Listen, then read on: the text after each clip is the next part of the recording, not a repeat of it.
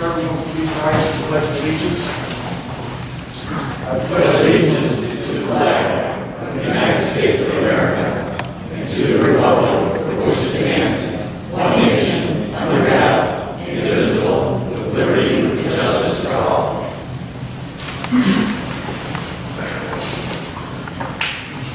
Madam Clerk, would you please call the roll?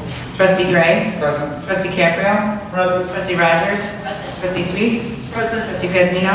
Present. Trustee Backel. Present. Mayor Yukich. Present. Are there any amendments to the agenda? Yes, Mayor, I'm sorry. The agenda in front of me.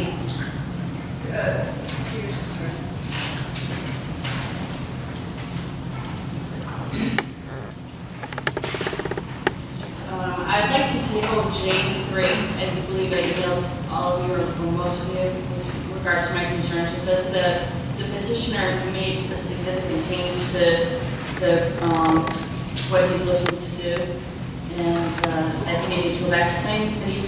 And he's also indicated to staff that he's not willing to do what was approved at planning. I think rather than tabling, if you want to wait. Send it back to planning. I'll second that motion. All in favor? Aye. Any opposed? Ayes have it.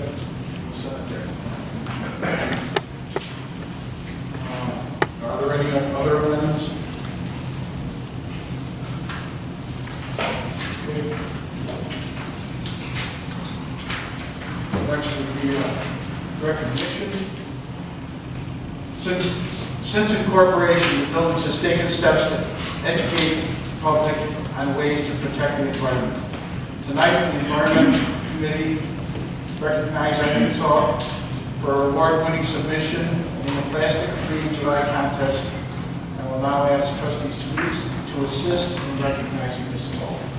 Thank you, Mayor. Plastics are used in all aspects of our life, at work, at school, at home, and almost everything we do. We see products that contain plastic. Unfortunately, there is a dark side of plastic. Plastic does not easily decompose or go away. It lasts for a very long time and it finds its way into the natural environment. It harms wildlife and even finds its way into our water and food supply. In the winter, when the foliage is gone, you see plastic in trees and littering our worldways. The Environment Committee has chosen to participate in the Plastic-Free July movement to encourage the reduction in use of plastic. Through our Plastic-Free July contest, we asked our residents to submit their ideas and ways for reducing the use of plastic. Tonight, we are recognizing Eileen Saltz for her award-winning submission. Eileen uses the following products that do not come in plastic packaging: soap, shampoo, conditioner, toothpaste and powder, dental floss, dishwashing liquid, dishwasher detergent, laundry detergent, and she also carries stainless steel straws with her so she can say no to straws when she's on the road. Eileen, in appreciation for sharing your plastic-free ideas in your contest submission, we are giving you this prize, which has the following plastic-free items: a metal bucket, dental floss, wood dryer balls, laundry detergent, paper straws, stainless steel straws, shampoo, 2 bamboo toothbrushes, 1 lip balm in a wooden tube, and a soy candle. We hope you will enjoy all of these goodies. Thank you for inspiring us all. Please come forward for the mayor to present your award and take a photo.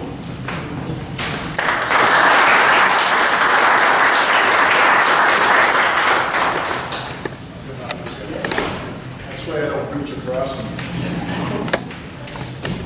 Say that's not good, so this is for you. Congratulations. Wow, that is really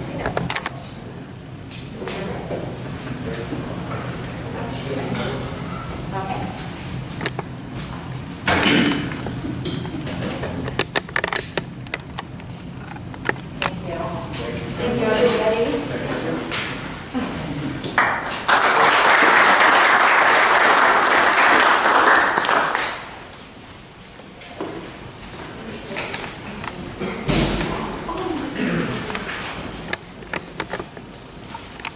Okay. Is there a motion to approve the minutes of June 24th, 2020 Village Board meeting? So moved. Gray. I'll second. Discussion? All in favor, say aye. Aye. Opposed, say nay.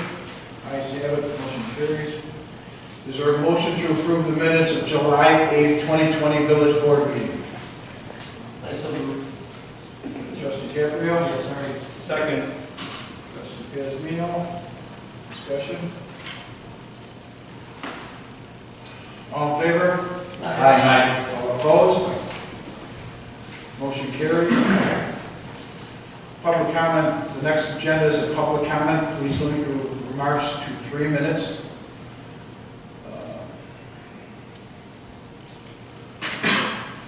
Reports and communication?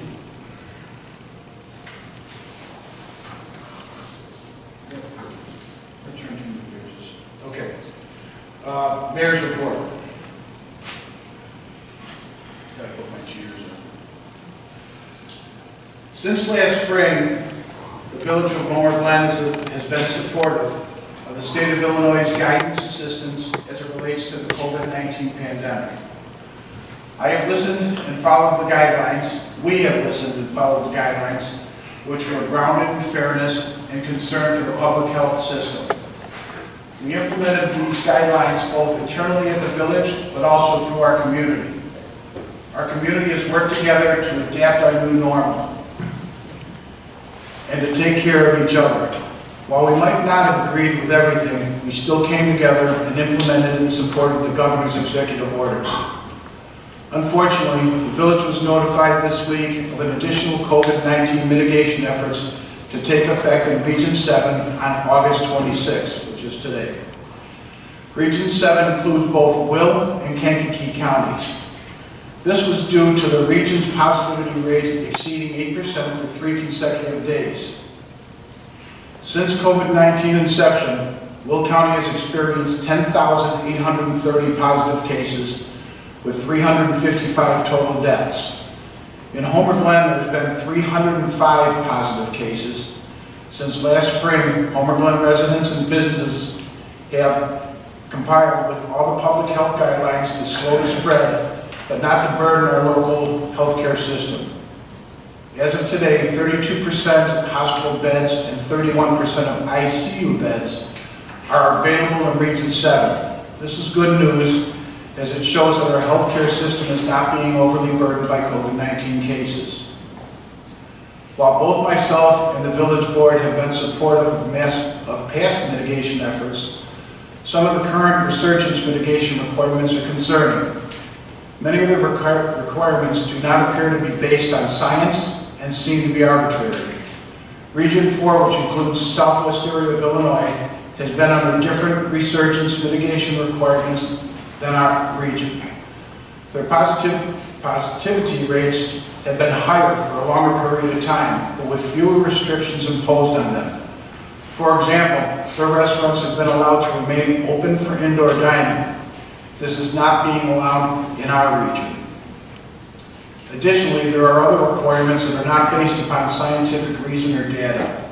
For example, the mandated closing of all restaurants by 11 p.m., when our residents can simply drive less than 1 mile to an adjacent town and eat and drink until 2 a.m. This arbitrary closing time only serves to hurt our local Homer Glen businesses, with no evidence that it will reduce the positivity rate for our region. The additional requirement of reservations for outdoor tables is also very burdensome on our local businesses, who are already under enormous stress and limited staffing. How will this lower the positivity rate? Our local businesses already adhering to masks and social distancing requirements. The restriction of occupancy of less than 25 guests or 25% of overall room capacity will essentially shut down the majority of meetings and gatherings, regardless of the overall size of the venue. This again is arbitrary and unfair for larger facilities and venues that have room to spread out and social distance easily, but are still restricted to a total of 25 guests. This is a business death sentence to these type of venues. While I can support the 50% or even 25% capacity restrictions, I cannot sit quietly and support the arbitrary number of 25. The village contracts with the Will County Sheriff's Department for our public safety and law enforcement needs. However, the state's Phase 4 reopening plans are guidelines and not local laws or ordinances. As such, our limited local resources must be devoted to the enforcement of existing ordinances, regulations, and laws. We will respectfully defer to the state of Illinois as it relates to the enforcement of these guidelines, to these new guidelines. Our businesses should be aware that both the state and the local public health departments do have the authority to enforce these mitigation requirements. The village and our local businesses continue to be placed in a no-win situation. How to balance the public's health and safety with the dire economic consequences of the COVID-19 pandemic. Our Homer Glen businesses need our support now more than ever. Please shop and dine local. As the mayor of Homer Glen, I will continue to advocate for public safety measures that I believe are fair and scientifically based. My goal has always been to protect both our residents and our local businesses. I ask everyone in Homer Glen to continue to wear your masks, social distance, and be kind to one another. Do your part to eradicate this terrible virus. Thank you. But I would also like to add, with the businesses going through what they have gone through already in the past, and now we're going through it again, you know, we take a very good chance of losing the businesses that we have. And like they said, we can walk to Orland Park within 15 minutes. So where's the issue? So I would like everyone, if they could, send some off to the Democrats, send some off to the Republicans, that this is ridiculous and they're not going to put us out of business. Excuse me.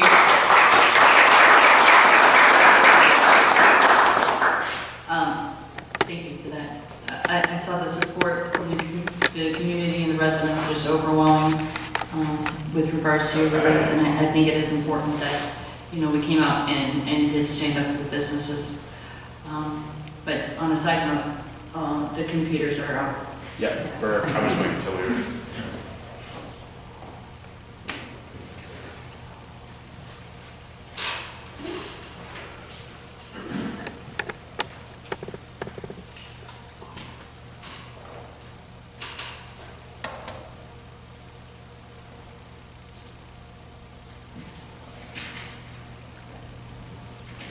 Yeah, second.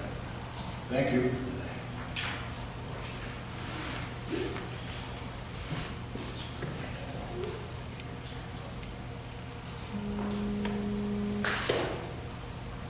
Can I go ahead? Yeah. Okay. All right. We'll go to the trustees. We'll start off with Trustee Casino. Nothing to report, Your Honor. Thank you, Trustee. Trustee Caprio? Nothing to report.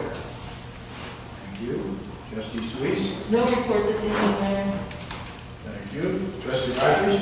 Reporting on behalf of the Parks Committee, the village has partnered with the Homer Glen Junior Women's League to sponsor a scarecrow walk this fall to take place in Heritage Park. This will be a socially distant event for the residents of Homer Glen, with more details to follow.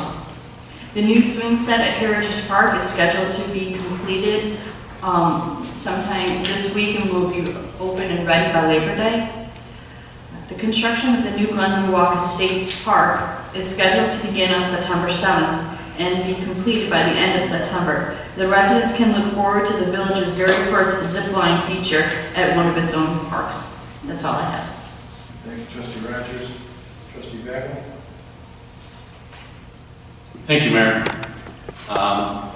In regards to I've got a few comments in regards to the COVID mandate and COVID in general. Science, you know, we keep hearing that we need to listen to the science, and I do agree with that, so let's listen to what the science says. This is from webmed.com.lung, August 7, 2020. If you contract COVID, the recovery and survival rate is 97 to 99.75% chance that you will survive. And I ask, should this be considered a medical crisis if that is the case? If your doctor was to tell you that you had a 97 to a 99.75% chance of survival, would you consider this to be critical? Or would you be hopeful of the outcome? Yet, if we're to believe that having a 97 to 99.75% chance of survival is a damn near death sentence if you were to listen to the politicians. So I'd like you to think about that. Is that worth the shutting down of the businesses and our lives? At what point do we say enough is enough? We've already lost our freedom. Once you lose your freedom, not much else matters. Yet we surrendered our freedom to an overreaching governor without a bullet fired, with a calm, unquestioned resolve. We handed over our rights to live free and prosper. And I can't, in good faith, stay silent with an overreaching governor using his political will to impose a death sentence to the businesses of Homer, Glen, and Will County. This is no longer a health emergency, this is a political agenda. The governor has stated that the only way for this COVID situation to end is with the production of a vaccine. And I ask everyone in this room, and all of those watching, would there be any of you that would be willing to get in line for a government-approved vaccine? I think we all see where this is headed. We need to sit down, shut up, and obey. Social distance, that's all you need to do. Wear a mask, that's all you need to do. Don't go to school, that's all you need to do. Don't go to church, that's all you need to do. Don't vote in person, that's all you need to do. Just close your business, and that's all you need to do. Obey Pritzker. I say no. If you think that the loss of your freedom is just an inconvenience, and that this is just a price that we need to pay to put this Chinese virus behind us, I want you to think about this. What about the businesses that have been crippled and the many businesses that have been closed for good due to Governor Pritzker? What about the economic consequences that we all have incurred? What about the suicide rate that has gone through the roof? Do you think these people count as victims? I believe they do. And all of this because we sat aside and allowed our freedoms to be stolen from us. Homer, Glen, and Will County are being punished by Pritzker, yet Chicago, with its mass riots and looting from tens of thousands of people, gets no such treatment. This is not about COVID. This is about COVID. Why is it that you cannot go into a bar or a restaurant, sit down and eat or drink, yet you can go into that same bar and restaurant and gamble and game? This is politically driven. This is not about health or welfare, but I do want to say this, that I want to be clear. I'm not a Chinese virus denier. I accept that COVID does affect the elderly and people with underlying conditions and heart issues, cancer patients, diabetes, etc. Thank you.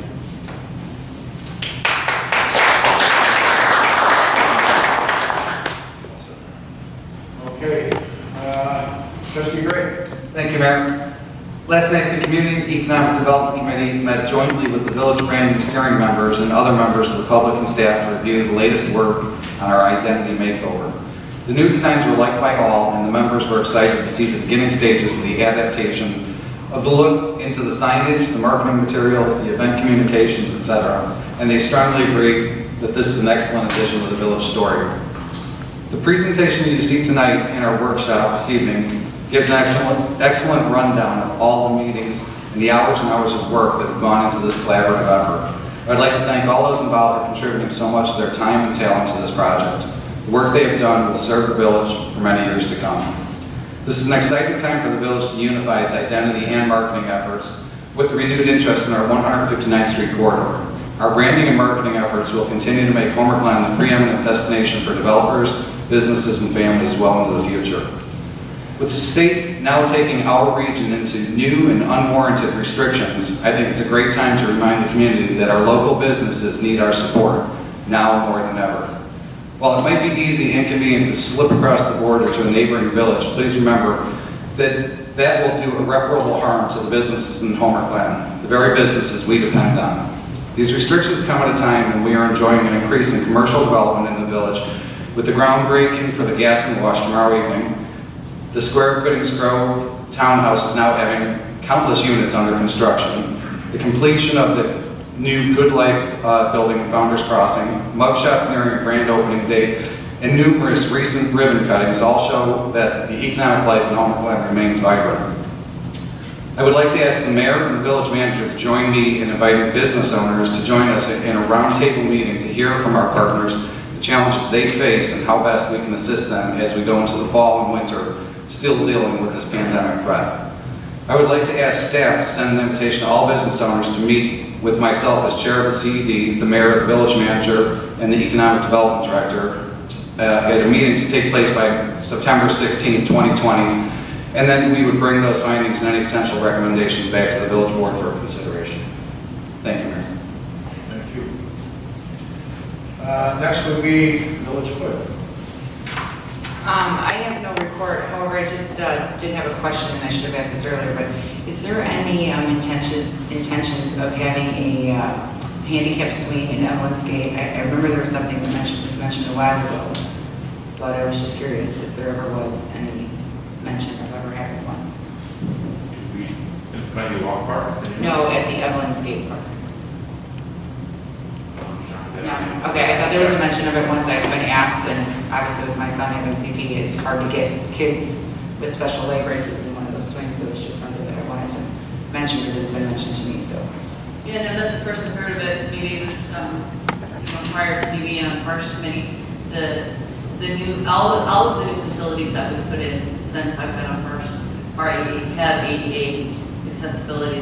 The new one out here will have one, the one at Glenview would, and the goal would be to get one in each of the parks. Something, maybe not a swing, but something that's ADA accessible. Yeah, there's nothing at Evelyn's, but I know it was pre-existing before the village took over, but I just wanted to mention that. Thank you, that's all. Thank you. Village attorney. No report, Your Honor. Thank you. Public safety officials. No report, Your Honor. Thank you, Lieutenant. Village manager. No report, Your Honor. Thank you. All right, now it's public comment. Mayor, nobody signed in for public comment this evening. Consent agenda. All matters listed under the consent agenda are considered routine by the village board and will be enacted by one motion. Is there a motion to approve the following items? 1, the accounts payable for the period of August 14, 2020 to August 27, 2020 in the amount of $625,838.36. The treasurer's report of cash and investments for the period ending July 31st, 2020. The all-around amusement contracts for the 2021, 2022, and 2023 Homer Community Festival. And 4, an intergovernmental agreement with Homer Township Road District to provide services for the setup of operation and the tear down of the 2021 Homer Community Festival. That's a move. Trustee Gabriel. Second. Trustee Gray. Is there any discussion? Madam Clerk, please call the roll. Trustee Backel? Aye. Trustee Rogers? Aye. Trustee Suisse? Aye. Trustee Caprio? Aye. Trustee Pazmino? Aye. And Trustee Gray? Aye. Motion carries. Legislation and action items. Is there a motion to approve the appointment of Matthew Zerbeezen to serve as a member of the village's plan commission for the term expiring on October 3rd, 2022? Matt, would you like to come up to the podium, please?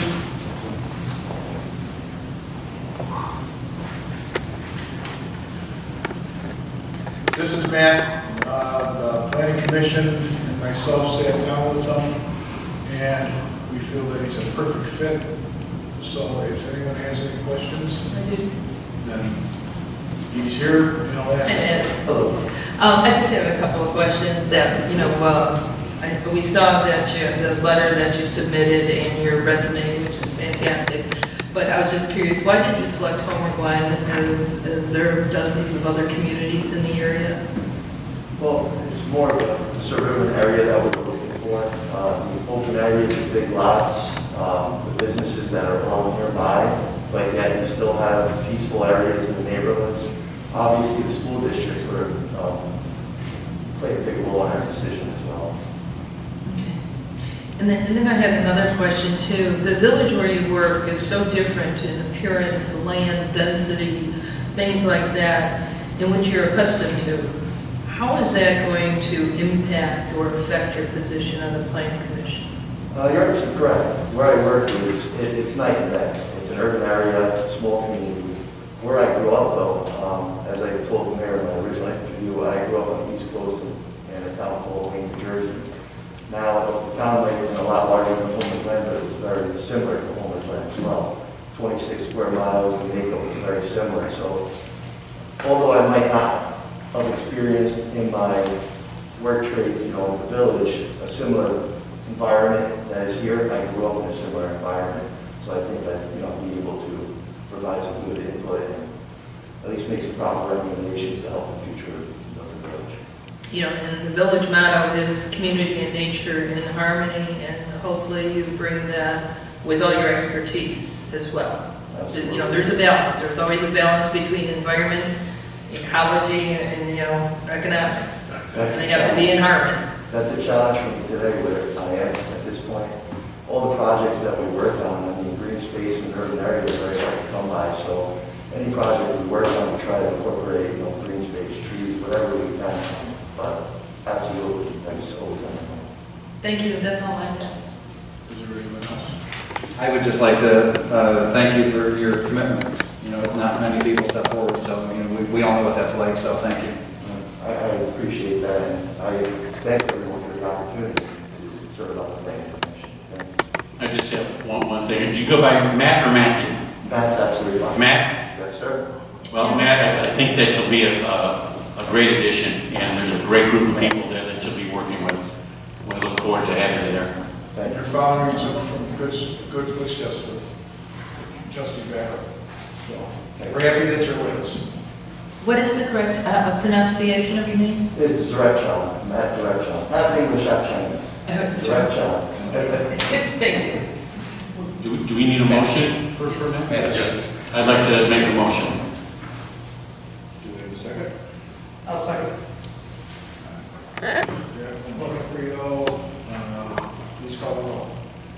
Trustee Rogers? Aye. Trustee Sluis? Aye. Trustee Caprio? Aye. Trustee Piazmino? Aye. Trustee Gray? Aye. Trustee Backo? Aye. Mayor Yurkich? Aye. Thank you. Thank you. Motion carries. Good luck. Thank you. Thanks.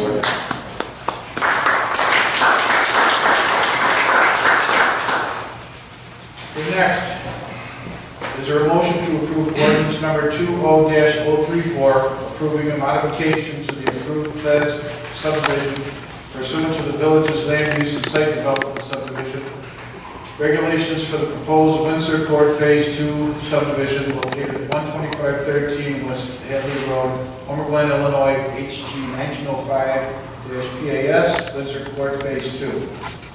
As a move. Trustee Sluis, A second. Trustee Rogers, discussion. I really like the revised plat. I think it adds a lot more character to that subdivision by moving that detention pond to the back as long as it's maintained. And they have to have an active a homeowners association. So I'm sure those people that butt up to the back will make sure that it's maintained, but I think it adds a lot more character to it. And I also, I really want to thank them for moving it so that they can, there's additional trees and that frontage will be, the additional trees will be saved, and I think that frontage will look a lot nicer too. Yeah, I agree with all of that, and I just want to reiterate that all of the other provisions that were in the original piece still exist. Like Trustee Rogers had said, there will be an HOA at some point to maintain that road that made the fire officials sign off on this, so that they could access that. But I agree, it's a good use, and it's a creative way of looking at it again, just taking a fresh look and saying, hey, this preserves the trees there. So. Anything else? Thank you. Madam Clerk, could you please call the roll? Trustee Sluis? Aye. Trustee Caprio? Aye. Trustee Piazmino? Aye. Trustee Gray? Aye. Trustee Backo? Aye. Trustee Rogers? Aye. Motion carries. Is there a motion to approve ordinance number 20-035? That's been, Oh, that's right. Sorry, Beth. Is there a motion to approve ordinance 20-036, an ordinance amending solicitation of certain times, Article 2, peddling and soliciting of Chapter 83 business operations of the Code of the Village of Homer, Glen. So moved. Mr. Gray? I'll second. Please. Discussion? I think it's important that the village manager speak to this, because this is something that, in my opinion, I feel like we've been strong-armed into. I will attempt to address that, and I might ask Eric to chime in as well. As the board is aware, a couple months ago, we were approached by a business who wanted to do door-to-door solicitation within the village. And we issued them, they did come in, they got the proper permits. However, they were unhappy with the restrictions of the limitations on hours that they could go door-to-door. We told them that that was our code and that we expected them to follow that. However, in the meantime, we received additional communications from this company that, including recent court cases that had been decided, where the courts have ruled that restricting the hours of solicitation to 5 p.m. as we have in the code is too restrictive, and therefore the recent court decisions, including one in Indiana, if I believe correctly, have ruled that they were too restricted and they needed to be have more hours. So in lieu of having to spend additional legal fees and challenges that we knew that we would not prevail on, we are making this proposed change to our code tonight. We are working on our fall-winter newsletter currently, and we'll be addressing this in the fall-winter newsletter that is mailed to every single household in Homer, Glen.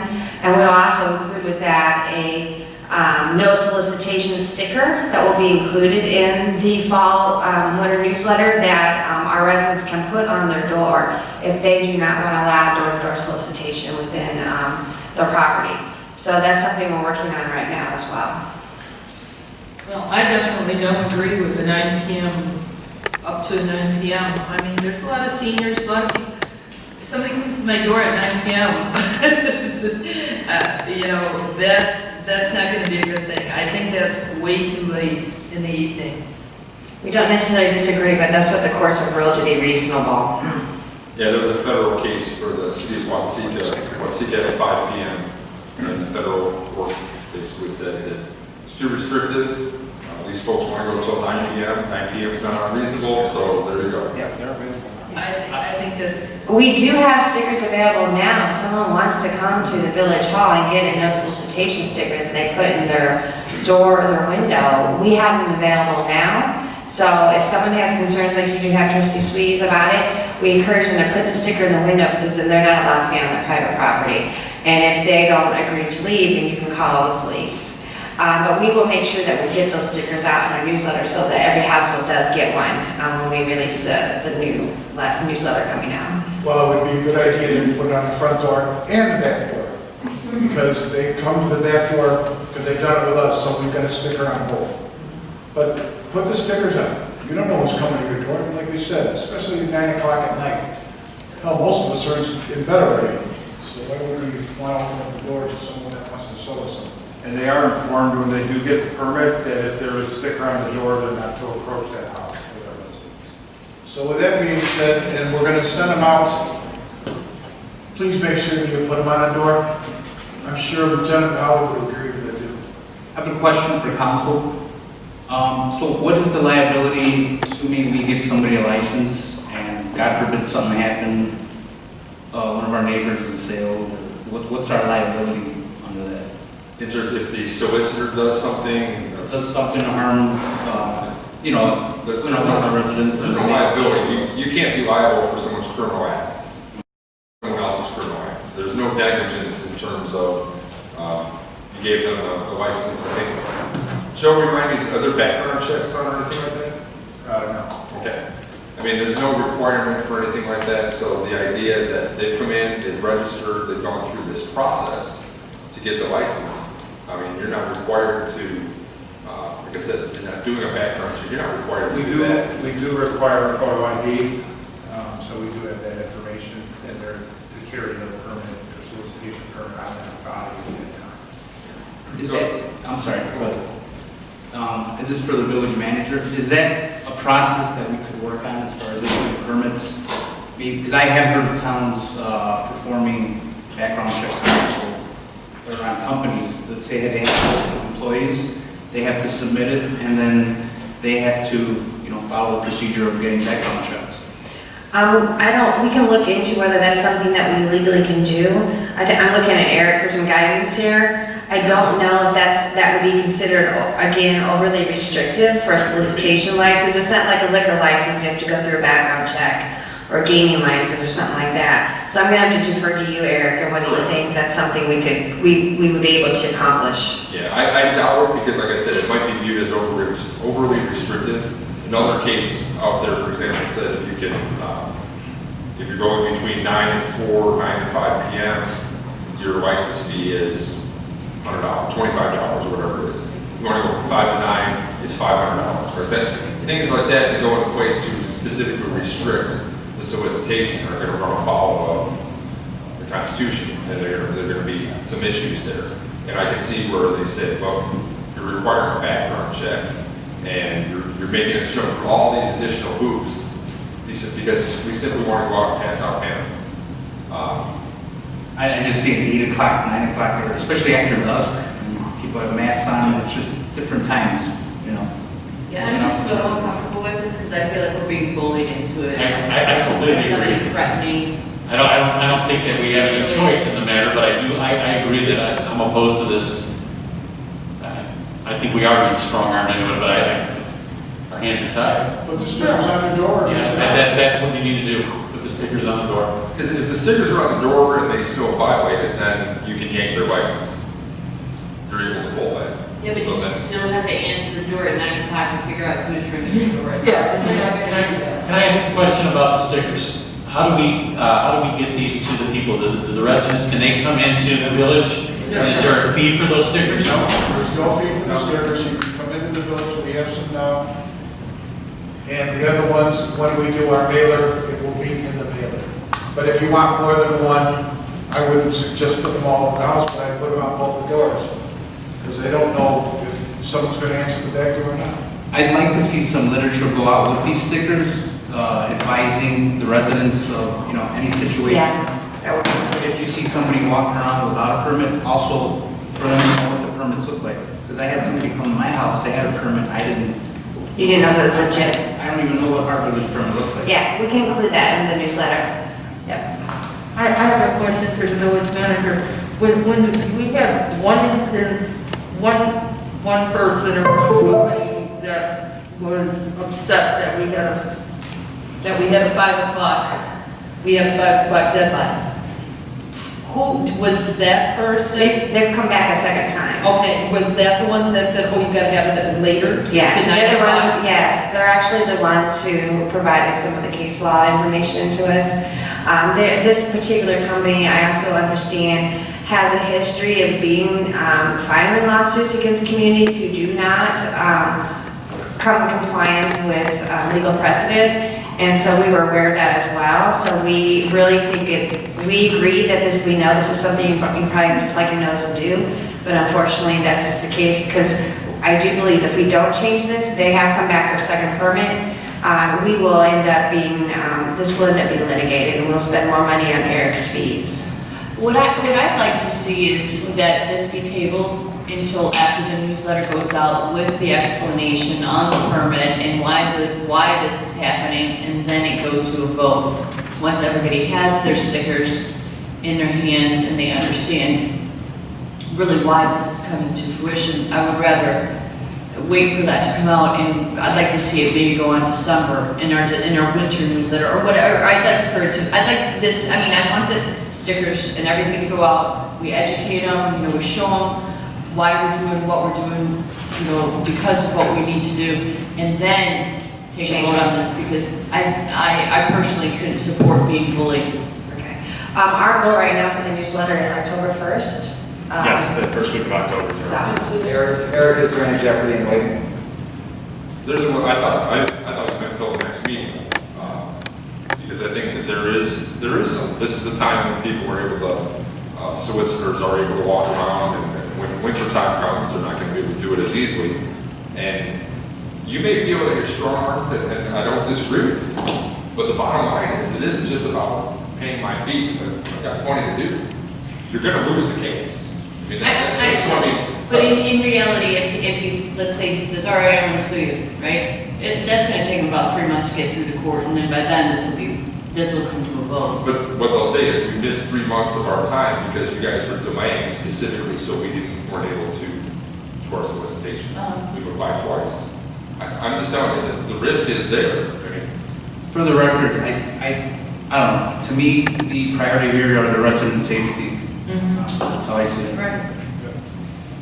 And well, Eric, did you say that if we, like, say, between 7 and 9 p.m., like if, to have a much higher fee, is that what, we can't do you that? cannot do that. Yeah, you can't do that. As I say, places that tried that and it lost.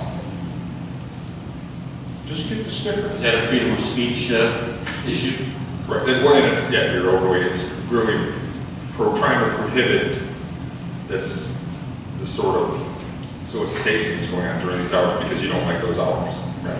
And this way with the stickers, it's a resident's choice to put it up or not. So, Well, George, the stickers are not going to come, I mean, Mayor, the stickers are not going to be coming out until October. The stickers are available right now. Yeah, the stickers aren't even the question. It's the Right. time.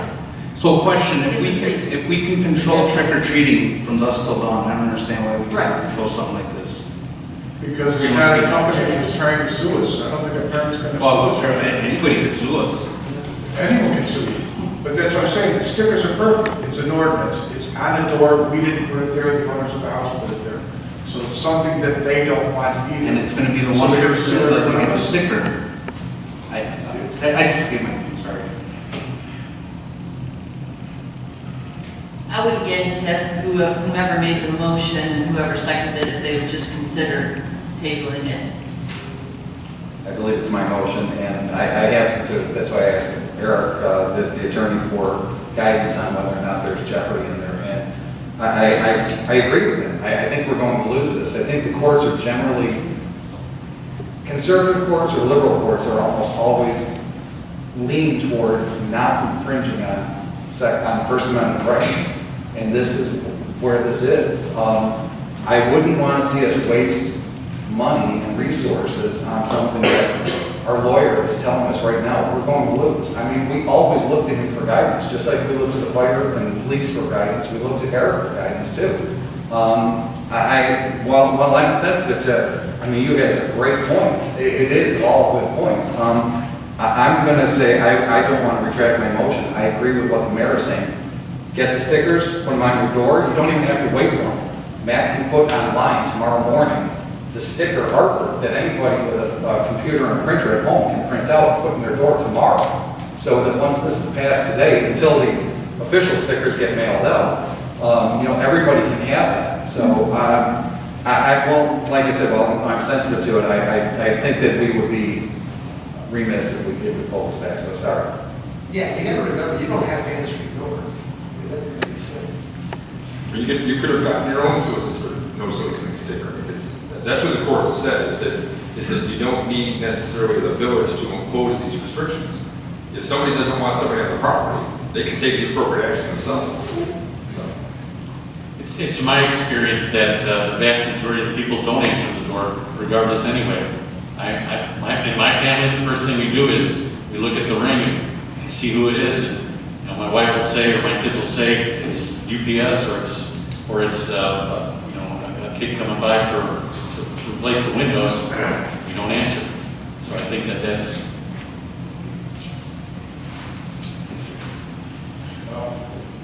Just from us having the stickers in there, they don't come by us. And I like it. So it's up to you. And it's up to the residents whether or not they want to put them on. And like Keith just got to saying, it'd be perfect. We could make photocopies of them, put it out there. When you get the ones that stick on, it's real simple. You pull it back in the house, stick it on your window, and you're done. Front and rear. Any other discussion? Madam Clerk, please call the roll. Trustee Caprio? Aye. Trustee Bezmino? No. Trustee Gray? Aye. Trustee Backel? Aye. Trustee Rogers? No. Trustee Suisse? No. Mayor Yukich? Yes.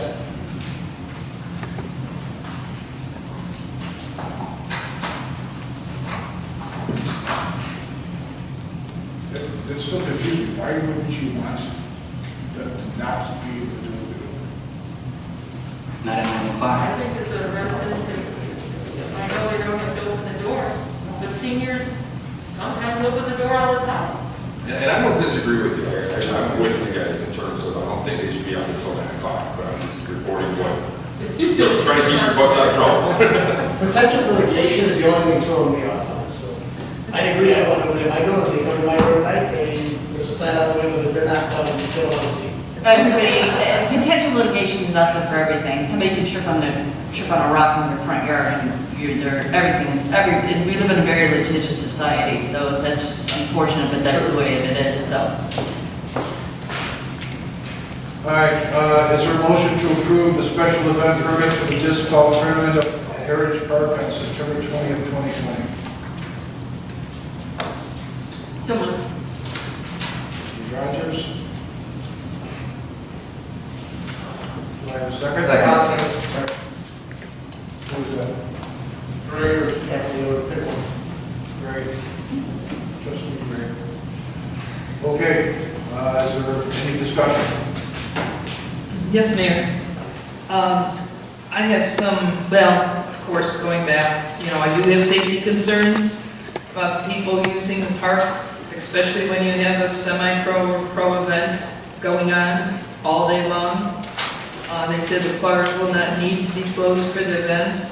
So how are we going to protect people using the park? Are we going to have any safety measures? Is EMA going to be involved? Is there going to be traffic control? I mean, we don't have a rental policy in place that speaks this. So, we need to know ahead of time what's being planned or how is this going to work? Well, in terms of traffic control, this is an all-day event and there's about 130 participants. At any time during the day at Heritage Park, there could be, 100 cars. There's people using the park all the time, so I don't think there's a traffic concern. There won't be spectators that would need to back up onto 151st Street. In terms of, it's staff's goal to not shut down the park for events that are only going to be for a certain amount of people. Obviously, Homefest is different. That's a free event that's available to everyone. So that's something that we talked with Thor about. I know there's the hope that there's larger tournaments that attract hundreds or thousands of people when the time comes for that. But this is a smaller scale in terms of disc golf events. So that was, and we made sure that with Thor, in terms of the active core, none of the disc golf holes are crossing into or over the active core. Some of the tee pads are nearby, but the tee pads aren't. They'll be thrown away from the active core. Right, but they do cross the paths. Yes, there are. Parallel to the paths and things like Absolutely. that. I mean, are we going to have anybody, I was just curious, what's the setup going to? So this was discussed at Parks and Rec Committee too, about talking to Thor and the tournament organizers about having people at the crossing or close to those paths on the west side of the park. That's where the poles cross, kind of near Woodbine West. So that would be the main point of concern, because that's where the crossing is. And I think we do have some signage out there currently before the baskets are even up there coming in tomorrow on Friday to try and get people ready for that. There's going to be this activity going on. The players will be informed that there's going to be other users in the park, and I think part of it is that the players that are going to be participating in would be throwing harder are going to be more accurate as it would be for any other contest. So that's kind of the ways that it would be alleviated. I think there's one thing we should consider, sorry, Trustee Sweet. The speed bumps, it'd be great if we had those out there for that with all the cars going through it, I would think. And we have time to set them up between now and September 20th that we approved last meeting. I just want to throw that in there to keep our traffic cones. Right. And I know since we don't have a policy in place, I don't want to see the village expend employee time unless it's on a volunteer basis. I want to make sure we get compensated if we have to have EMA or somebody out there. And that brings me to this $5 per person fee, which I think should be maybe $10 per person fee. See, I think the opposite. I don't know when we built this park for it to be a moneymaker for the village. This was never discussed at any level of the parks charging people. And if this is the precedent that we're going to set to charge people who are, so the yoga, if she's not doing it for free, then we should be getting per person there. If there's an art class out there and they're charging it, we should get it for there. So you're setting a precedent, and I hope that you follow it, because I don't know where this came from or why all of a sudden it turned into a money-making park.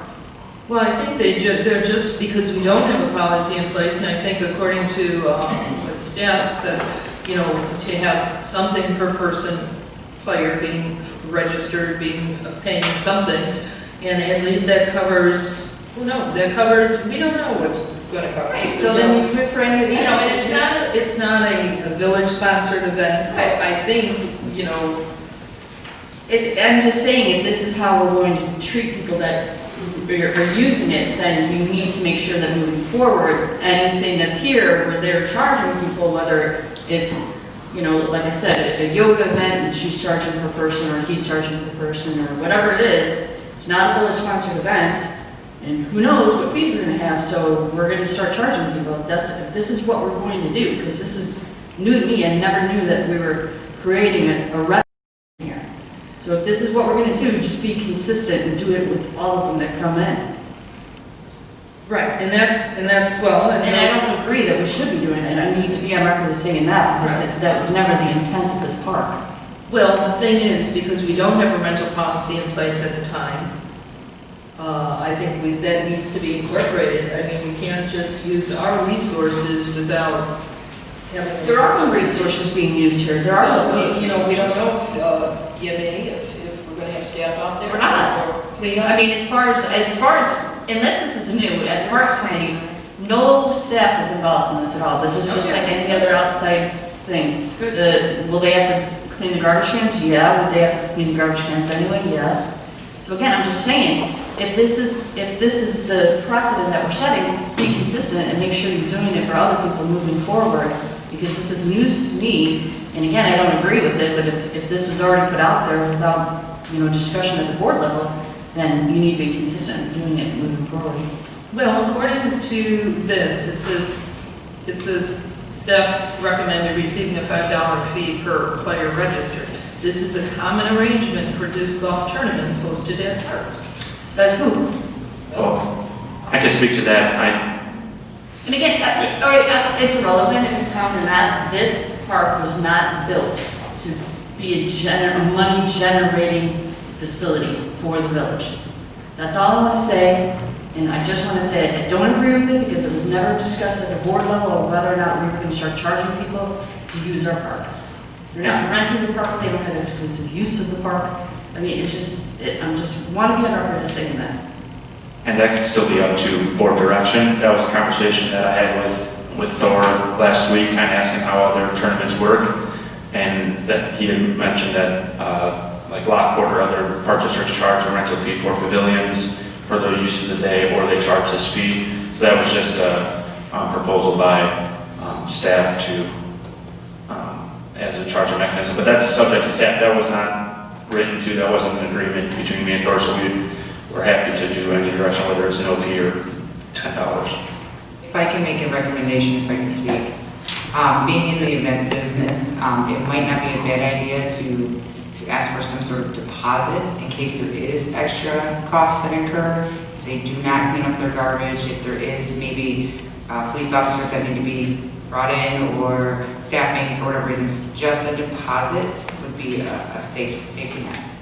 Just a suggestion. I have a question for Matt. Sure. I missed the last meeting. So this particular event that is applying for that permit, is this a for-profit event, or are they charging their players or their teams to participate?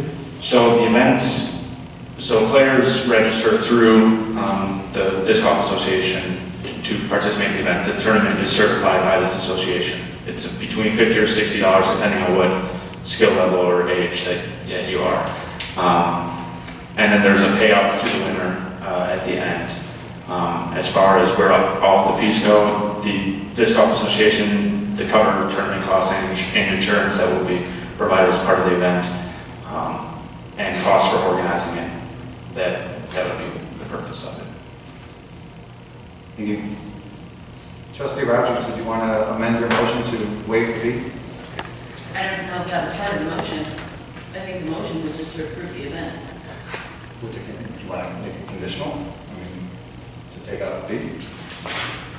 I don't think that it's part of the motion, and I think it's something that needs to be looked at in the future. I don't think we should be charging people. I don't think the park should be a money generator. So it's not part of the motion. It isn't, but the cleanup fee's a great idea. Mm-hmm. I would rescind, I would ask. Well, I mean, Thor is the one that's running this, if it's something that is. Thor's the one who's running this, and he's the one who's dedicated a lot of time, energy, talent, everything to putting it together. And that was the only reason I asked if you wanted to condition it with waiving the fee, because this is, you know, I understand there's a lot of sensitivities on the disc golf. I think we all come down, we're all very apprehensive about this, but we also have to pull a Band-Aid off at some point. Let's have an event. Let's see what this thing is like, you know? I mean, let's see what the impact is. And I think it's great that the first one coming in here is by Thor, who is a resident of the village, so he's got skin in the game in that regard. And he's also got skin in the game in the fact that he designed it. So I would be, you know, that's why I asked if you wanted to condition, because I'm fine with it. It's on amending my motion to make sure that there's no money generated for the village as a result of the event. Does it state that they list the village as an additional insurer? It's all part of it's all of the paperwork that they can fill out. No, I asked Matt because we saw the hold harmless agreement, but he said they do have to do a certificate of liability insurance. I just didn't know if you were including it in the motion. I just wanted clarification. That's contingent for all special events, so that would be, we'll receive that regardless of, doesn't need to be part of the motion. Okay. Okay, is there any more questions on the motion? what is the motion? Is The it just motion what you read, or is is it to approve the special event permit for the disc golf tournament at Heritage Park on September 20th, 2020. And not requiring a fee for. Well, it's not, but it's not even part of this. They're all they're asking is if we're going to okay it. But when is this, when are we going to start looking at a rental policy? Because we're going to get more and more of these things, and, you know, we're going to be all over the place. The staff has been looking at that, and obviously with this and the completion of the course, that's a priority for staff, so we'll bring that to committees and the board in the coming months. Thank you. This is still a very hard year to gauge the usage out there, because so many people are afraid to go out there in the first place. If it gets to the point where anything that we're having here is going to start causing the residents to pay for damages here, then we charge something to make sure it does not come out of our fund. So, but right now, this is just a motion to approve the special event and sharing the rate down the line. Let's see what it is. You know, we don't know. It's brand new, so let's find out what this is and what happens and go from there. So, no more discussion here. We'll just follow the vote. Trustee Bezmino? Aye. Trustee Gray? Aye. Trustee Backel? Aye. Trustee Rogers? Aye. Trustee Suisse? Trustee Capper? Aye. Motion carries. Next will be a workshop. Presentation and discussion of the village of the former Glen branding project, schematic design options. I will start with some introductory comments, and then John Boswell will come up with one of the slides that are going to work. Can we please give Janie a microphone, please? You want me to Thank you.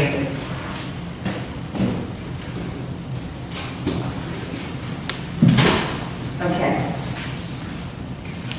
So I'd just like to start out to remind everybody that the scope of this project was calling for 2 design options that would refresh the existing brand based off the village seal as we've been using it to do marketing, and provide also open flexibility to create one new design option, something completely different. So that's the scope of this project. Throughout this project, the design process has included residents, community stakeholders, the CED committee, the village board, and a steering team. And the process that we've gone through is on the slide right now. I just want to kind of go a quick recap of that. We started off with a kickoff meetings and a discovery phase in March, and this included individual stakeholder interviews. There was a special meeting with the CED committee and stakeholders. A separate public meeting was held, and we had about 59 people attending the March meetings. These meetings included visual exercises so that the designer could get information from participants on their preferences and so forth. In April, the designer came back with the discovery phase study results and delivered that information. The steering committee started to take a look in May and June at schematic design options that were being developed. There were actually 12 or more concepts that the designer came out with, much more than we were actually even asking for, which was really wonderful because we had a chance to really see some options. And we've had a number of steering team meetings, and those concepts got narrowed down to 5. So you'll recall in June, the designer came back and presented the 5 concepts, and we went through another round of meetings to get input from the community with an online survey, another special meeting of the CED committee with the stakeholders, and then a workshop with the village board. So design refinement took place in July and the beginning of August here. And the steering team has been very involved almost on a weekly basis with the designer, taking a look at just minor tweaks and try this, try that. Throughout the process, been trying to stay true to the community input and the flavor and the wealth of information that was collected during the discovery phase and throughout this process.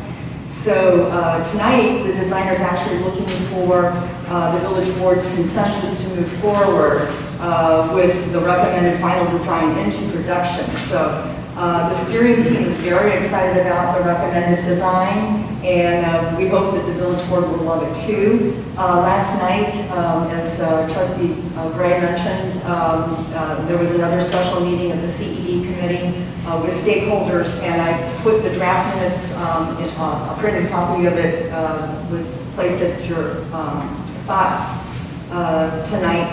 And just some quick comments, liking the seasonal variations for the base design, believing that the design will scale well for mobile design users, like the sample event flyers, like the recommended design because it's multifaceted and it presents a strong brand visually in comparison to other towns. So those were some of the comments that came out of the meeting last night. So right now I'm ready to turn it over to John Bazio from Merge, and he's going to show you the design process visually, what I just explained, and then the recommended final design option, and ask for your feedback. Thank you. Yeah, I'm John Bazio with Merge. I thought I would just do a really good job sort of going through the process, just visually sort of going through the process. I was here back in June presenting I was here back in June presenting the 5 options previously. But if you remember, we started, we were looking at all the different sort of communication tools that the village uses now. We sort of looked at the seal. I think Jimmy mentioned this. The seal's not changing. That stays. It'll be part of the graphic standards as we move forward. But we wanted to look at the other surrounding communities. We wanted to look at communities that also use trees. So, and we went back, and you'll see we've gone back and sort of applied what we came up with against this sort of criteria as well. We had the visual exercises that many of you were part of when we started off the process. That was not to say, whatever was picked, that's what we were using. It was really just used to give us and go down the right path. I think we have gone back to it. often as we've gone through the design process, and you'll see like when we did the wordplay, the idea of open, home, nature, quiet, family, fall, those things really played a role in our design process. These are some of the results that came from that exercise as well. So, trying to use shapes that were a little bit more organic, simple, strong fonts. We come up with a sort of a brand promise, or brand statement, where the Village of Homer Glen is an oasis in the midst of busy suburban communities. Open space abounds, and the outdoors is where the community comes together. As a young municipality, the village wants to embrace smart growth and make decisions that will stand the test of time. That reflects the community and nature and harmony, as well as just a lot of the things we heard from the various groups.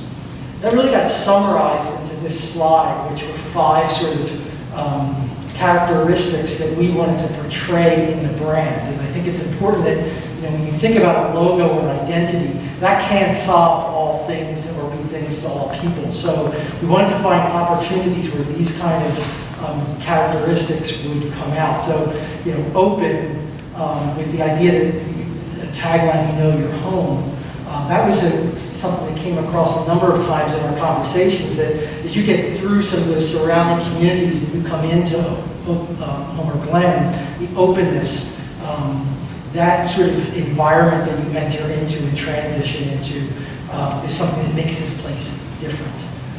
Natural, obviously, you'll see some things that we utilize there with the use of the tree, as well as some advertising that we came up with. Agriculture, we own the fall. A couple people have said, we own the fall. That's what we're known for. So we tried to bring that in.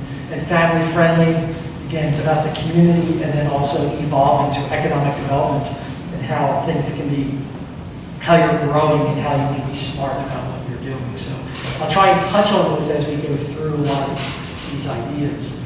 As Jamie said, we did a number of identity options at the very beginning, which there's 12 other out there, it's probably more than we originally did, but we narrowed that down to 5, and those 5 were presented to the village board back in June, as well as those various groups that remember me commenting on these. So this was option A, option B,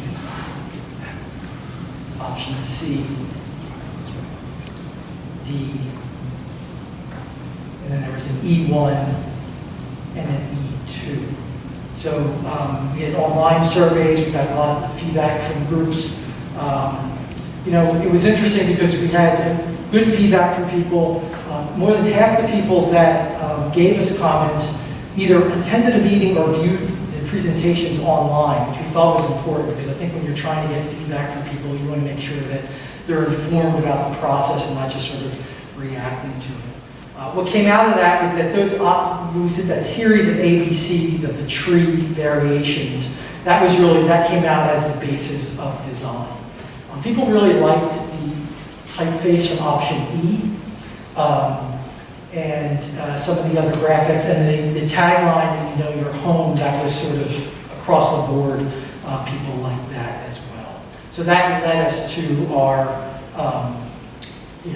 next step, which is what we're going to. So these were the 5, based on those comments. We sort of eliminated these 3, A, C, and D. D was a little bit, people liked it, but it was a little bit too cartoony, I think. And then with the series of A, B, and C, the B was the one that had the right mix of both nature and community in it. So that sort of became the mark. And then Homer Glen, the typeface that people liked, we tried to bring that. And we tried options where we brought those in equally, but it was a little bit too much. So what you're going to see tonight are final design options 3, but they're not options that are really far apart like these were. We were narrowing it down, so there are just slight differences. The design option 3 is the combination of comments we got from the steering committee from option 1, 2, and brought sort of the most favorite elements in. So you'll see this is final option 1 that we started with. This was the green, utilizing the green tree In both cases, we have brought in the Homer Glen typeface from option E and brought that as just a simple mark. And we'll talk a little bit about that as we get to the last one as well. And you'll see how that gets translated across different marketing materials. We also started to look at a couple different things to see how in design development this would expand out. So we said, well, what does the logo look like if it has to be horizontal? What does it look like when we have to say Parks and Rec? And then how does the economic development logo play into this? And how does it expand? Is it, and we had lots of conversations, is it sort of one step away? Is it 2 steps away? Is it 3 steps away? So this was an option for the economic development, along with the sort of an advertising or marketing thing for economic development. And then we started to look at gateway signs. So this was the one option which was really favored by the steering committee.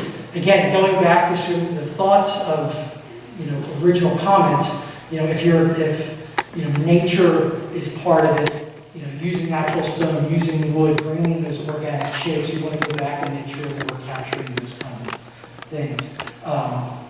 We then looked at it, we talked a lot about other municipalities that use trees. So we said, well, what does it look like when you compare it to those? And how does it compare to the surrounding municipalities? We want you to stand out. So this was a look at that. And then we looked at it with the seal, because the seal and the logo at times will have to work together.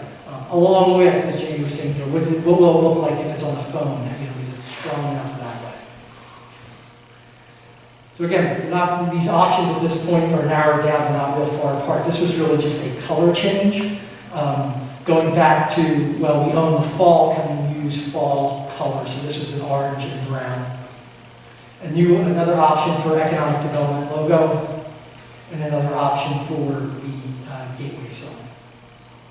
And then we compared that to other, it's interesting, when you look at other cities that use trees, they all use green, and this is a way to sort of pop it out from that. And then how does it look against the other towns, and then again with the seal.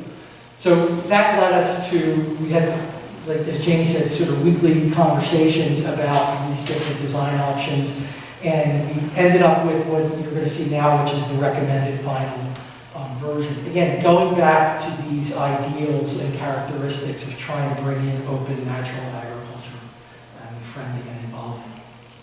So this is the final recommendation. One of the things that got changed in here is that it is a 3-color logo. So we have the brown for the community and in the middle leaves. We have the 2-color leaves, the sort of more pumpkin orange and a sort of a deeper orange towards a red. We did really little things, like if you look at the word Homer Glen, the G in Glen, the actual typeface, that crossbar in the cross-stroke in the G is not that strong, and people felt like it looked like an A. So we went back and we manipulated that a little bit. And then, your home, that's been, from the beginning, a strong tagline. So here it is on the marketing elements. Then what we wanted to do is bring in a secondary color palette. So when you think of autumn and fall colors, there are other colors you can use into it, bring into it. So this is a secondary palette that we brought into the economic development logo, and you could use as a business district logo, 159th Street. So you'll see that here where we brought in sort of more business colors, but it still falls within that secondary palette for economic development and having a really organized way of messaging that. That was the logo that the steering committee favored, and it is a step away from the tree, but it has the 3 leaves as a pattern. And the 3 leaves break out to become the business district. This is just an example of what an economic development brochure could be. Brought in sort of the curvature shapes and more organic shapes. And then again, the gateway sign was something that people really favored as part of the design. It was probably the most liked element of the entire thing, of anything that we presented. The stone, the wood, and the Corten steel sort of background. And then we also sort of looked at what it would look like when you have sort of a smaller version, more vertical need signs. And these probably need a little bit more development as we go forward. There was a desire to look at this of having real flexibility to it. So we came up with the idea of being able to use a seasonal palette for the logo. So winter, spring, summer, fall. If you have an event, you can use sort of another color. This will be part of those graphic standards. So you can start to see how those colors then play out for the events that you have throughout the year in Homer Events, so Homer for the holidays. You know, how you can promote the use of the trails, going back to that idea of nature and having it fall into that world. You know, fall events, you know, the Twilight Festival. These are all events that you have that you can promote, and you're starting with this sort of secondary color palette to introduce those kind of ideas into it. You're also using things like patterns as part, you know, on the top of that can be part of the graphic language that's established within the standards. You know, and then any kind of imagery use. So say we do a calendar, that's where you can bring in the openness, the agriculture, you know, anything that you want to promote at that point. Those are the kind of the opportunities where you do that through imagery.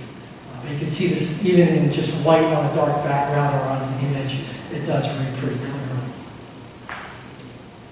And then again, just comparing it to the other students, does it pop out against other tree logos? Does it pop out against adjacent communities? And then how does it work with the seal? So we've talked about sort of the brown color and the adjustments that might be made there. So with that, we'll take any questions. Well, I think you guys really hit it on the head. You know, the color. I think the first color was a B, the first option that had the. It wasn't the pumpkin. It was kind of the bluish, greenish. The greenish one. That one. I think for logos, correct me if I'm wrong, they should be a little more on the striking side. So did you say that that pumpkin and brown one was the one that the committee? Yeah, so when we originally did this, you know, when we looked at this against other elements, other green trees or other green tree logos, as well as the other communities surrounding it, it sort of sat there. So that's why we tried the next option, which brought in the orange. When we did this, it was orange and brown. It wasn't sort of enough. So we wanted to go back to the idea of you own fall. And that's something that's really sort of not unique about here, but something that you guys can really grab onto. And that's why we brought in sort of multiple tones of orange in this. And when I think of fall, I think kind of like the end of the season. I feel Homer Glen is more thriving, growing, like, as opposed to the fall, which is like. It went back to the idea of agriculture and harvesting and utilizing those colors.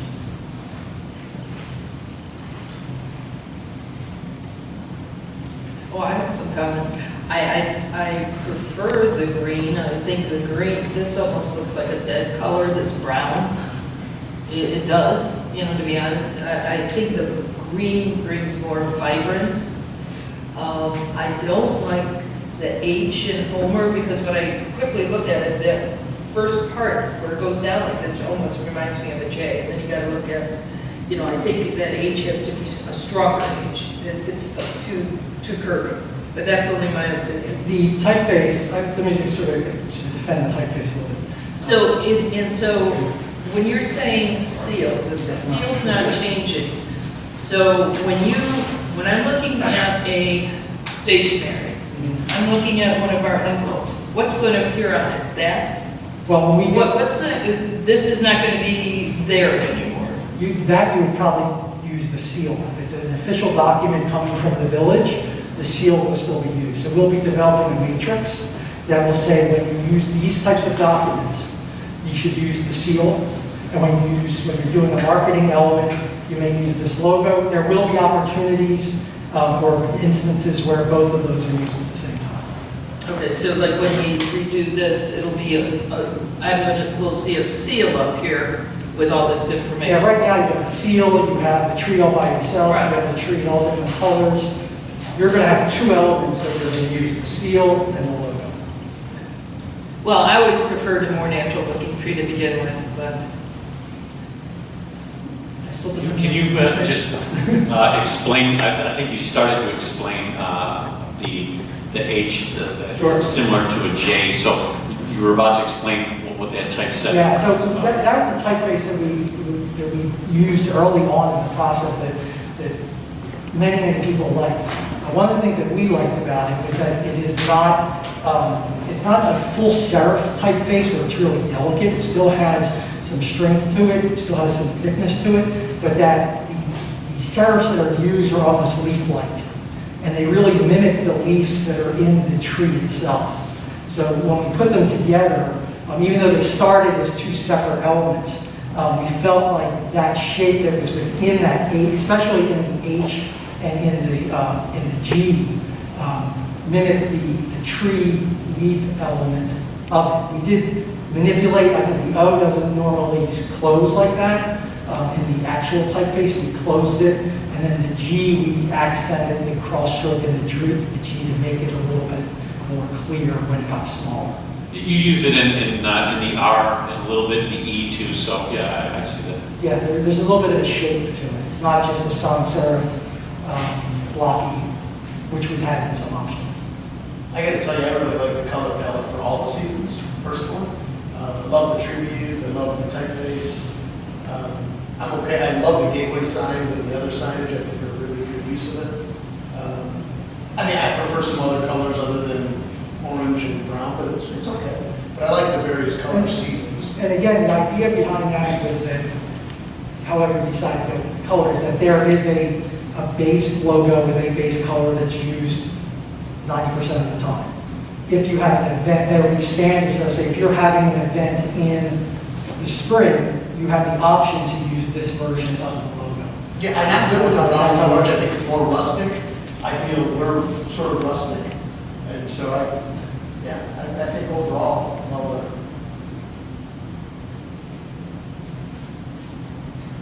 I personally like E. I didn't like the tree. I felt like the tree is, to me, it was just, and I did speak to two of the people who have marketing backgrounds, because I for sure don't have it, I just know what I like. I felt like the two different trees, the one on the logo and the one here are just, it's just confusing, it's too much to identify your village with a tree it's just a lot.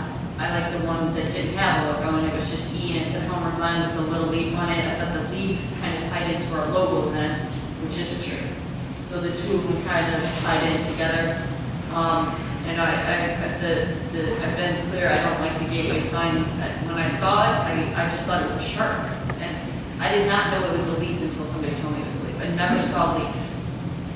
Yeah, we haven't had one. I can't get over it. I just feel like it looks like a shark with it. I think it matches the park. One thing I think everybody have to agree that what Sharon held up, the letterhead, the envelope, the business card, and just looking around this room at the seal behind the mayor, the tree on the podium there, and numerous other things around the room, you can't find anything that matches. So this is 3, 4, 5 steps in the right direction, at least of unifying everything and saying, let's get direction on how we're going to use this, because there's been too loose a usage of everything over the years. And now there's no unified message out there. So, by having one mark for marketing and like John said, for the parks to fall under, for the economic development to fall under and all of that, that's going to be a great thing because then there's some unity and some clarity in that. And then usage regulations on when to use the seal. But really, some of those regulations are going to come down to also never just use that tree, or the tree that has been being used currently on its own, because this would be that mark, It's either the seal or the mark. Really, when you start breaking it apart going, oh, I really like this tree, but I only have Helvetica on my computer, so I'm going to go with this, you really start to wander off the path, and that's where we're at today. We have all of these different usages. So. Well, no, I agree. I understand that. but I surely do not, you know, like on our correspondence, on our letterhead, I surely don't want to see, you know, Homer Glen, your home, giving up community and nature in the seal on our official document. I mean, if you want to use that for your brochures or something, but, you know, on letterhead, on things like that. Well, this would be our gateway signage, so what we're looking at right here, so that would be, you know, I mean, that would tie into the you know your home could change in 2 years, they could change in 4 years by a future board that says, you know what, we don't really want to encourage that anymore. We want to be known as the retail outlet of the world, you know. Look at Orland, you look at their big water towers, I mean, whoever knew that they were the golf capital of the world, right? Or whatever it says on their water towers. So those types of things come and go. The Homer Glen portion of it, the tree portion of it, are going to have a little more longevity, I think. The you know your home is just, you know, that just kind of, it sells the taglines change. Taglines, companies change taglines constantly. So it is for what it is now, but the logo itself would, you know, you're going to get 15, 20, 25 years before you have to. And to Beth's comment about the gateway sign, you know, right at this point, we've only really looked at 2 gateway signs. The true gateway signs was this one and the other one, which was more of a 2 posts on a panel. And the committee and the CED all came down very much liking this. And I always feel like this sign in particular needs a little explanation. John's vision for the sign of this type was that the leaf in the background would be like a rusted metal, like I can't remember, you keep cortex or something like that. Yeah. So that would be a rusted metal. That panel going horizontally across there on the 2 stanchions would be, you know, in front of that. So there's going to be a lot of depth to this. We're talking about having maybe halo lit lighting for the Homer Glen, so at night that would light up. Maybe some lighting on the back of the pedestal, so it lights up from underneath the It will be a halo silhouette that's very, very yeah, low. it's not going to be searchlights. It's not going to. I need to make sure. It would be as classy as any steak restaurant you've ever seen at night. I mean, so this sign is you know, imagine that. You know, it's got dimension, it's got texture, it's got a lot going on in this form, and then at night when it's lit, you know, we've had these discussions before, I know about lighting and everything. I mean, things take on such a whole different look when they're lit at night. And you know, you go by that 10, 12 times during the day, and then you go by it once at night, and you're like, wow, look at that, I never really noticed that, you know. So these things done properly, you know, and especially if these are gateway signs, I mean, this is going to be like a piece of art on our, you know, wherever we put these, wherever we decide to have gateway signs. And I like the way that, you know, John showed some of the other smaller, kind of secondary gate entryway signs, you know, where these, you know, like that one on the far left here is very similar to the one I'm familiar with at 167th Street as you come in from Willow Hook. There's one there that seems to always get blown off its post, but you know, this is kind of similar to that. But it has that same kind of metal stanchion that holds up the portion that, and then the leaf sticks out of its own. Again, I get that, you know, you may come off as a shark fin. I haven't seen leaves so long, that's all I see anymore, is I don't really see anything other than it. And there was some comment last night at our meeting about on this one very bright, about, you know, can we turn that copy so that it reads stacked, so the H is over the O is over the M, so you can read it down. And John answered that very, very well. Graphic design 101 never do that. Yeah. Except for when hotel or hotel. So the first day they teach them. You know, imagine you're going to the library and you're looking at the stacks of books. None of them read from top to bottom. They're, you know, all books are. That's what you gotta always. Well, maybe for some of those, like Dostoevsky. Go back to the primary color with the second, Which one? where it said primary and then secondary or other colors, it was just color, go, here. See, I like the greens and the secondary color much better than the primary colors. I agree 100%. You know, I do not like the brown. I don't either. It ties you too much to just the fall, when the fall is just really October, right? And there's so much more. I think that the secondary colors, you go from green, which I look at as summer, to booze, which is more of the winters. But you have to pick one color though No, I think tree palette. well, But for a tree, sure, I go with the green. I don't, again, I don't like using the tree at all, period. I like E.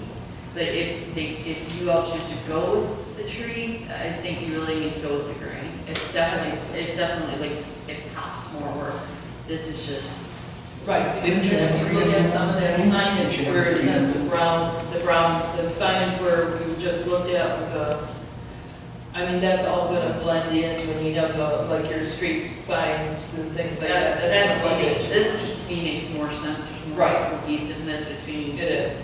the two, but again, I like E. I think if you go back to all of the different villages, if you can go back to that one, please.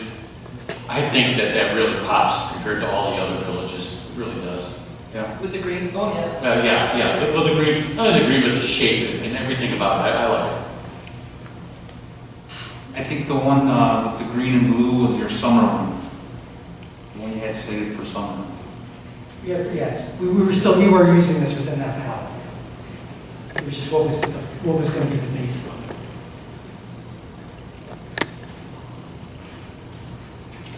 Oh, now it's clear as mud. Well, I think the consensus is that the board prefers the green palette, so. right, as the primary. Is that what, I think that's what we're hearing.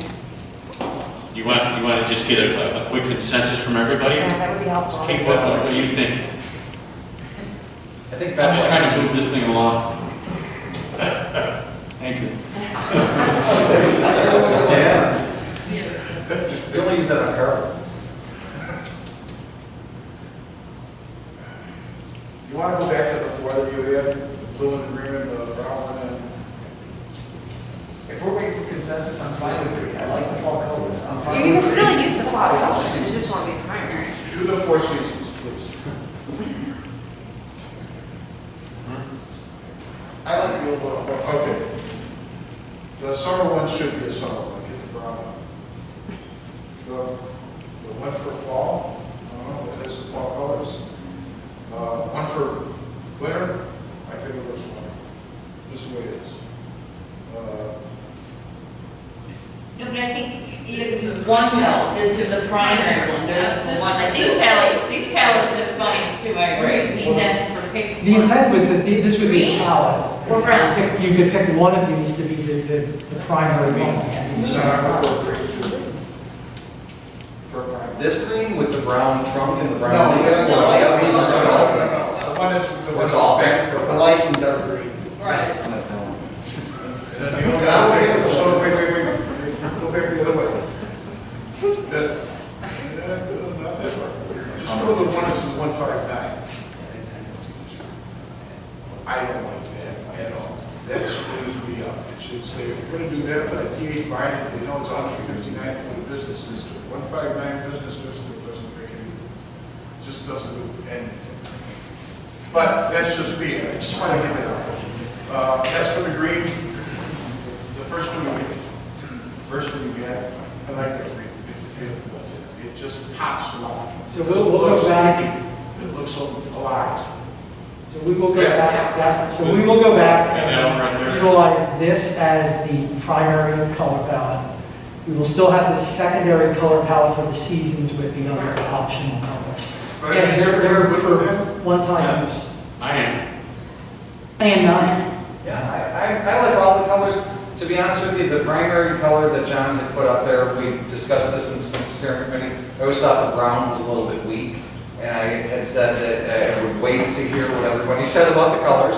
I think I have, I held my peace. I thought the brown was a little weak, and I thought the brown being juiced up a little bit, making it a little bit richer, would make the orange pop and really make that logo have a lot of weight on its own. But if everybody wants to go to the green, and it does make sense to have green trees, but I think what John was trying to avoid was when you get to that page where it shows everybody's logo, everything's green, you know? And so it's kind of like, we're going to be lost in that sea, just so everybody, you know, that's what that one page. Now, I would say, that I will give you our decision as we went from the green to the orange. We went back to those characteristics and said, okay, what can we look at? We can look at agriculture, we in the fall, and we were trying to sort of grab onto that characteristic. The other characteristic is nature and natural, and this was part of that. We just sort of went to the one that we thought was more unique than the others. Doesn't mean you can't use. Yeah. Didn't you say last, John, didn't you say last night to brown up a little bit so it matched more of this, so Yeah. there wasn't a difference? Yeah, we were asking to continue to look at the brown. So can I ask a question? So if you're going with this green, the 4 trees that are for the seasons, are those colors going to look right with that green? I will have to adjust those to get that into account. Okay. That, I always say it comes down to color, I'm good. Yeah. I can solve color. Okay, Good. so is there a consensus? We know Beth likes E. Yes, we do. Does anybody else like E? I'd like to start drawing. Well, E had kind of been, where we're at today, and I know we keep referencing E kind of came out after the last board meeting where we did a workshop, because that was what John and Janie were showing us along there, was that that's how some of those other ones got kind of flushed out. So while you might have liked E back in June as well, and you're just sticking with that, and that's great, you know, the consensus back then was, you know, to kind of continue marching forward with A, B, and C, which were these tree variants. There was the tree with the people, there was a tree with more prominent people, and then there was, I can't remember. The 2 houses. The 2 houses, right. So, you know. We tried to build consensus by using that ABC as the basis for design and then bringing E in with the typeface. So we felt like we were sort of building that consensus with the 2. I like I like all of these. I like this color palette right here, these 3 rings, I'm fine with that. I think that all of these look really good and they all work well. We had some color palettes before that we threw up. There were some that were very turbid looking and they were very deep. They didn't stand on the page, especially against the other marks. We're coming back for a fine, what we're trying to do is say, we presented this again, get some consensus moving forward. We're going to go into, make some minor adjustments, move it into sort of a standards package, and then come back and present that to you one final time for your final comments. So hopefully at that point we're not going back to E or any of the others, but we are starting to set the standards with this. And if we have to adjust color or minor things at that point, we will still have that opportunity. All right, so we have our consensus and we can look at this and we can just kind of X out pieces that we like and. Well, I just have one more comment for the tagline, you know your home. Why can't we go back to, because you know your home, one can know their home and living in a high-rise downtown Chicago. Why, I don't think it totally reflects our village. Why couldn't we just put community and nature, Homer Glen community? I really love that tagline, even though some people think it's an old saying. No, we don't think it's an old saying. We think it looks fine in the seal, and that's where it belongs. But it doesn't necessarily always belong in all your marketing or your forward-facing everything. You know. And if I could comment also, just from an economic development perspective, is we have a very unique opportunity here to play upon our name, Homer. And I think that that's what we've done a really good job about doing is that is uniquely unique to Homer Glen that no one else can claim, tree or otherwise. And so being able to play that and using that tagline in economic development, both for commercial development or residential development or for parks development or anything, there's a lot of different creative things you can do with that tagline. Exactly, that's where it came from. Not only that it's the environment that you pass into that's so unique, but also that you say you know your home and it's in your name. Anyone else can say it and they don't have that reinforcement in it. So that's why it also became unique to this community. It's a unique connection. Yeah. Warm and fuzzy. Yes. There you go. Okay. We all good? Okay. What to do? So you're gonna have to do a color study on this to show us this is the primary, this iteration is the primary, and how this would roll out for different uses over the seasons, using either a green trunk or something similar to this. And I guess that's about it, right? I mean, are we okay with the gateway signs? Would you guys have a preference? Did you see the other one that was more of a camel that? Well, you've got three of them. You've got that one there, which if we did have that one, I think it would have a very nice out front of our building. In front of this building? Yeah. Do you not like the other one that Oh, has? I like the other one, but you're going to have a few gateways, and you can't put gateways and a stop sign. Right, they should be, the gateways should be the same, the secondary should be the same, you know, the business district ones should be the same. I do like this, and I told Keith last night in one of the meetings, we'll paint a little strip down the center so the leaf looks like it's. Well, I did mention that to John, that, you know, you had that comment, and that made a great idea, because what Beth said, you know, that all she sees is shark fin. If this had a line that went from the point down, and then some veining coming out, not necessarily, you know, like an over-the-top graphic, but maybe like laser etched into it, or, you know, it would rust at a different level than the rest Yeah, Oh, of it. so I feel like with the logo, I know what to do with the color and expand that out. With this, we will come back with some 3D renderings, some things that are a little bit more detailed so you can really picture it, we'll drop it into a photo. We wanted to make sure that it was okay as part of this presentation, and that's part of the next step as we go through the final approval. I would just suggest maybe we get the brick spec that we've been using out at Heritage Park to them so that they can pull that same brick. You know, the brick that we've been using all over the park and the brick that's proposed for the new expansion and just so that there's like consistency. Uniformity. Mm-hmm. That's okay. Yeah, that's good. I agree with that. It is sharp. It won't be sharp for much to be able to. All right, anything else? All right, John, thank you. Thank you. Thank you, John. We'll be talking to you soon. Next, is there any old business? Is there any new business? The next item is executive session. Is there a motion to go into executive session for the purpose of discussing purchase or sale of real property, 51 LCS 120/2C5 and two potential pending litigation, 51 LCS 120/2C11. I so move. Trustee Gabriel. I'll second. Trustee Suisse. All in favor? Aye. Opposed? All right. We'll take a 5-minute break. We're staying here. Yeah, we'll stay here. Excuse me, ma'am. It's quick clarification. Sorry. We're done for this part. Yeah, you can go. Oh, thanks. Yes.